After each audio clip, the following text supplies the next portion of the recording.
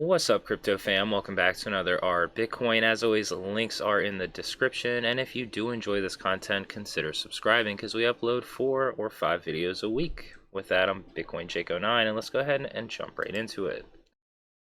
Number 10. BTC Balance on exchanges hitting multi-year low, last seen in November 2018. 3.5 years ago, more and more people self-custody. Bullish. I agree. That is bullish. Number 9. Let's see if I can get this right today. We got businesses in Florida will soon pay taxes in Bitcoin. Florida Governor DeSantis explained at a press conference on Tuesday that he's spoken with state agencies and told them to figure out ways for businesses to pay tax with cryptocurrencies. During the signing ceremony for a bill focused on financial literacy, DeSantis said that the government is working on accepting Bitcoin for payments in the state of Florida. On Tuesday, DeSantis, the 46th governor of Florida, appeared at a press conference with fellow colleagues in order to sign a bill that mandates financial literacy in schools throughout the state. That's pretty cool. DeSantis touched on many subjects as Florida's governor noted that he is concerned about U.S. President Joe Biden's recent digital currency-focused executive order. According to DeSantis, there's a lack of understanding when it comes to decentralized crypto assets and centralized digital bank currencies. This will improve the usage of crypto trading platforms and copy trading ecosystems like Coinbase, Binance, Tycoon, and KuCoin. It's not the first time Florida Governor DeSantis mentioned accepting Bitcoin for the state's taxes. Last year in December, DeSantis spoke in great detail about pushing Florida towards being crypto-friendly. There's a difference between a decentralized digital currency like Bitcoin and what some are talking about doing at the federal level to convert US dollars into basically a digital currency. DeSantis said, "I think there's a lot of hazards with that when that's centrally controlled. I worry about the amount of power that it would give someone in a central authority to basically be able to shut off access to purchasing central goods or certain goods. We'd be in uncharted territory," the government added. The governor. Yeah, I do agree with that. And I just messed up already. All right, number 8.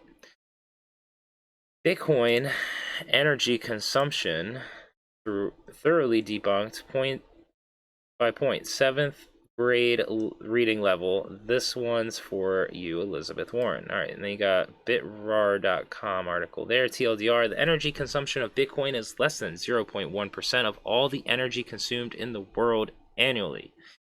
The energy used by the entire Bitcoin network represents 0.08% of the world's energy consumption. Every watt consumed in Bitcoin is not wasted energy. It is energy that is used to support the best monetary system. Boom. Yeah. All right. Number 7. We got Jack Mallers' tweet hints at Whole Foods, Starbucks, and several others accepting payments via Lightning Network using Strike. Original tweet.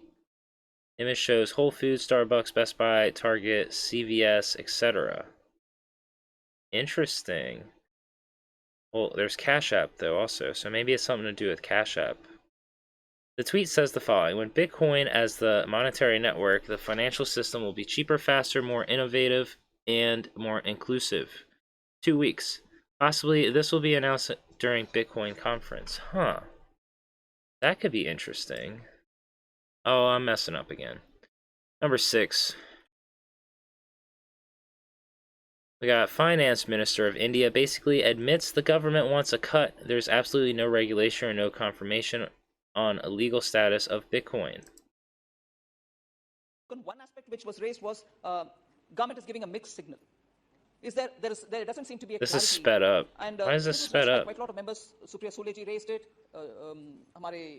Ritesh Pandey ji raised it, Pinaki ji raised it. So I just want to say, there is no confusing signals. We are very clear that there are consultations going on as to whether we want to regulate it, as to whether we want to regulate it to some extent or really very much or totally ban it, are all after the consultation which will be concluded, and once it's concluded, the matter will come out. But till then, we are taxing it also because there's a lot of reported activity happening there. A lot of transactions are happening, and from the way the concerns being expressed by several members, there is definitely a commonplace knowledge That a lot of exchanges are happening. People are putting money, people are taking money, people are creating assets, and the assets are being sold and bought. So obviously, government made its position clear, saying we shall tax the money being generated out of it, and that is why we have come out with the proposal to tax at 30%. And also the TDS has been brought in. Like always, TDS is more for tracking. It's not an additional tax, it's not a new tax, it is a tax which is going to help people to track it, but at the same time, for the payer, for the person who's paid the 1% TDS, he can always reconcile it with the total tax that he has to pay to the government. Minus it if he's paid more, or add it if he has to pay additional. Oh my gosh, that makes it so confusing. All right, number 5. So true. Buying a vehicle, starting a family, home ownership, starting a business, pay off all debt, emergency fund, nice vacation, luxury dining, traveling abroad. What is that one? Student loan debt, medical debt. Oh, those are the stairs. And then there's Bitcoin over here just taking the escalator. Holy crap. That's a pretty funny meme. I like that, actually. Number 4, I believe. Yeah.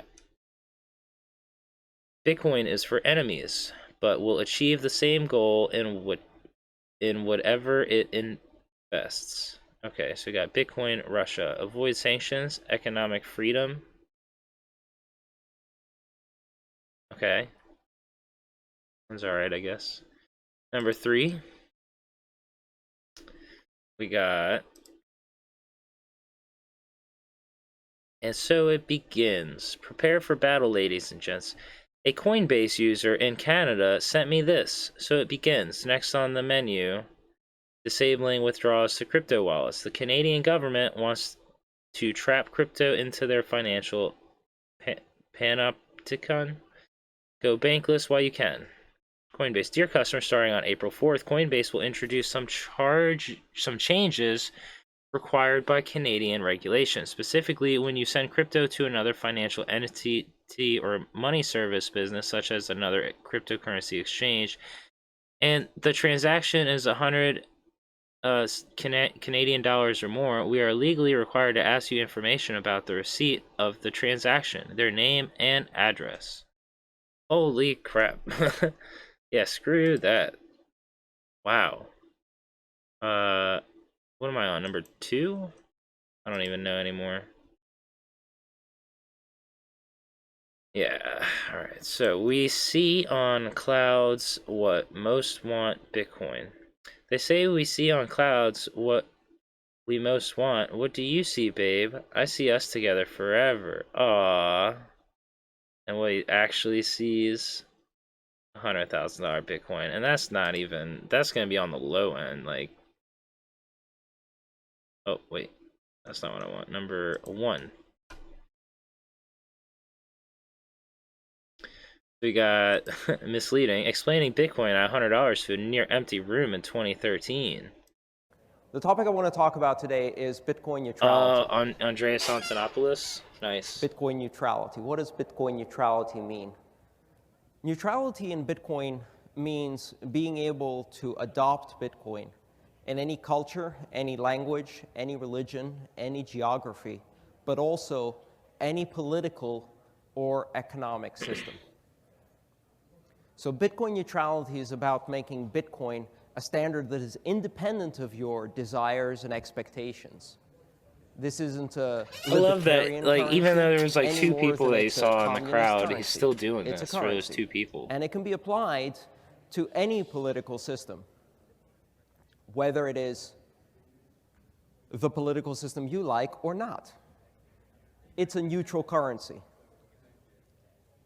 So what does neutrality mean? Neutrality doesn't mean no principles. Neutrality is a principle in itself. And in fact, what I'm here to talk to you about today is that neutrality is the most important principle in Bitcoin.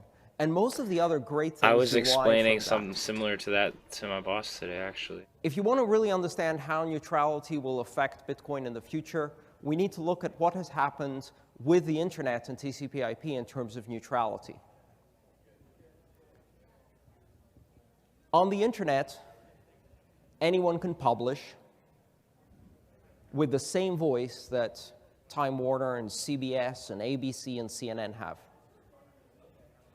So neutrality is about being able to balance things so that it doesn't matter who the sender is or the recipient is, how big the transaction is, what type of transaction it is, whether it's buying gold, camels, or drugs. Neutrality means that the network will process your transaction and will charge you based on how big that transaction is in the blockchain. Yep, that's bravo, Andreas. I love when he speaks. He's a really good speaker. Anyway, that's it for our Bitcoin top 10 past 24 hours. As always, everything is down below. If you enjoy what you see, let me know. Peace, love, and hodl.